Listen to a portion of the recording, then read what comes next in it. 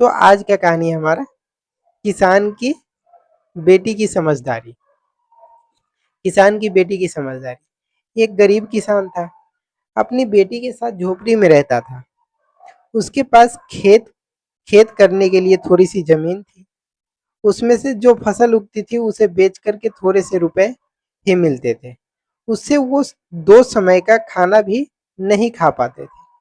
एक दिन वह राजा के पास अपनी समस्या लेकर के गया। राजा राजा वहां के उसके गांव के बहुत ही दयालु थे।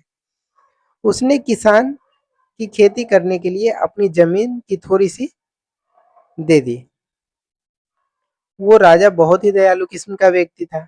किसान गया राजा के पास बोलने की, महाराज मेरे पास जो थोड़ी सी खेत है उसमें अनाज उगा करके मुझे उतने पैसे भी नहीं मिल पाते जितने से कि मैं दो वक्त की रोटी सही ढंग से खा सकूं।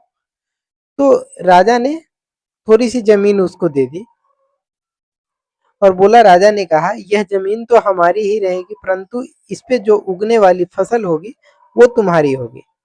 किसान बहुत ही खुश हुआ और राजा को धन्यवाद देकर के अपने गांव लौट आया। एक दिन वह खेत की जुताई कर रहा था, तभी उसका हल एक कठोर चीज से टकराया। उसने खोदकर देखा तो उसे सोने की एक ओखली मिली। जब राजा ने उसको खेत दे दिया तो खेत को जुताई करने के लिए किसान निकल पड़ा। जब निकल पड़ा तो देखा कि हल चलाया तो हल किसी चीज से टकराई जमीन में। तो वो वहां पे खोद करके देखा तो उनको एक सोने की ओखली मिली। सोने की ओखली मिली तो किसान बहुत ही ईमानदार था। उसने अपने बेटी से कहा कि हमें ये ओखली राजा के खेत से मिली है, जिसकी जमीन है उसी की ये ओखली भी है। हमें ये ओखली राजा को दे देनी चाहिए, राजा को लौटा देना चाहिए। लेकिन किसान की बेटी बोली कि नहीं पिताजी, आप ऐसा नहीं करेंगे। आपको केवल ओखली ही मिली है, अगर आप ने अपने इसकी सोने की मूसल भी मांगी तो आप क्या करेंगे? राजा की बेटी बोली, आपको सिर्फ सोने की ओखली मिली है, लेकिन अगर ये ओखली आप राजा जी को देने जाओगे, अगर राजा जी बोलेंगे कि इसका मूसल किधर है सोने की, तो फिर आप क्या करोगे? मांगी तो आप क्या करोगे? इसलिए आप इस ओखली को अपने ही पास रख लीजिए। परंतु किसान को अपनी बेटी की यह बात अच्छी नहीं लगी। किसान की बेटी की यह बात किसान को अच्छी नहीं लगी। वो राजा के पास ओखली लेकर के जा पहुंचा। दरबार में वैसे ही हुआ जैसे उसकी बेटी ने कहा था। राजा के पास गया ओखली लेकर के। राजा उससे पूछा कि ओखली तो ले आया, अब सोने की मूसल किधर है इसकी? तो किसान ने बताया कि हमें सिर्फ ओखली ही मिली। लेकिन उसके बाद का कोई भी भरोसा नहीं किया और उसको जेल में डाल दिया। सोचा कि किसान ने लालच में आकर के मूसल अपने पास रख ली। बेचारा किसान राजा को सोने की मूसल कहाँ से ला करके देता। नतीजा यह हुआ कि किसान को जेल में डाल दिया गया। भोले किसान ऐसी गलती की सजा मिली थी। वो किसान बहुत ही भोला भाला इंसान था, उसको जेल की सजा मिली जो उसने की ही नहीं थी।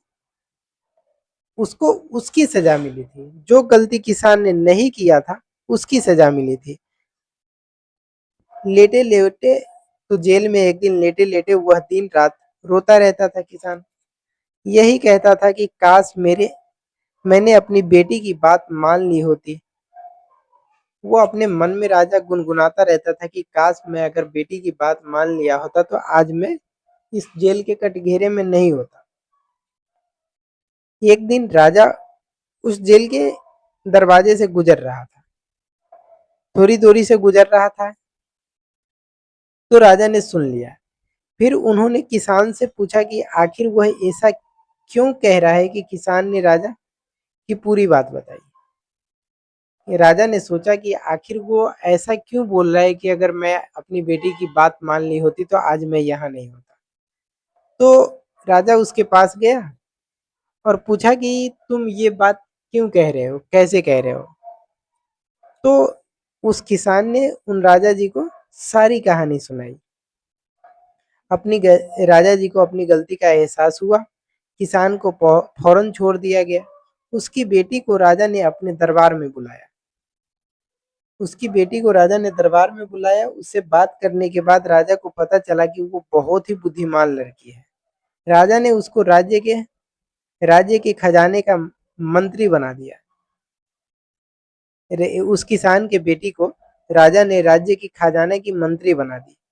उन्हें रहने के लिए घर और सारी सुख सुविधाएं भी दी। इसके बाद किसान और उसकी बेटी हमेशा सुख से रहने लगे। चाहे कुछ भी हो जाए, अंत में जीत सच्चाई की होती है। बुराई तो लड़ तो सकती है, लेकिन लास्ट में जीत सच्चाई की होती है। ये आप लोग याद रखिएगा। तो इस कहानी से हमें यही शिक्षा मिलती है कि चाहे कुछ भी हो जाए, लास्ट में जीत सच्चाई और अच्छाई का ही होता है। धन्यवाद।